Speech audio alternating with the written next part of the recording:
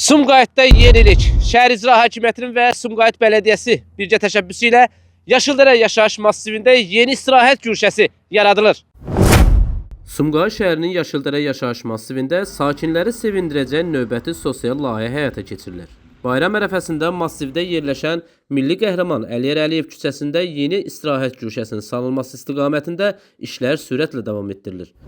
Massivin Əliyar Əliyev küçəsində gördüyünüz bu ərazidə böyük bir istirahət güşəsi artıq yaradılmasına start verilib. Ərazidə texnikalar çalışır və canlı qüvvə böyük işlər görür. Qeyd edim ki, yaxın zamanda burada sakinlərin rahat və asudə vaxtlarının səmərəli keçirməsi üçün istirahət güşəsinin istifadəyə verilməsi nəzərdə tutulub.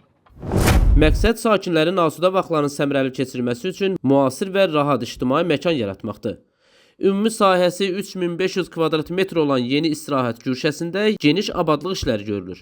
Sakinlərin asudə vaxtlarının səmərəli istifadəsi üçün bir yaşıllıq güşəsi yaradılır, istirahət güşəsi yaradılır.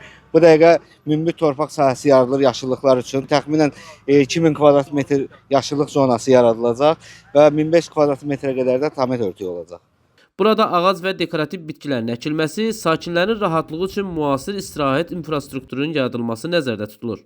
Sumqayıt Bələdiyyəsinin rəhbərliyi də ərazidə aparılan işlərin gedişi ilə yaxından maraqlanıb, iş icraçılarına görüləcək işlərin keyfiyyətli və vaxtında başa çatdırılması ilə bağlı müvafiq tapşırıqlar verib.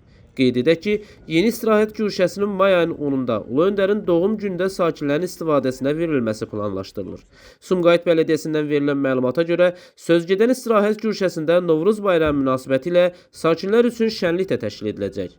Layihənin həyata keçirilməsi Yaşıldərə yaşayış massivində yaşayan insanların istirahəti və sosial mühitinin yaxşılaşdırması baxımından mühüm əhəmiyyət daşıyır.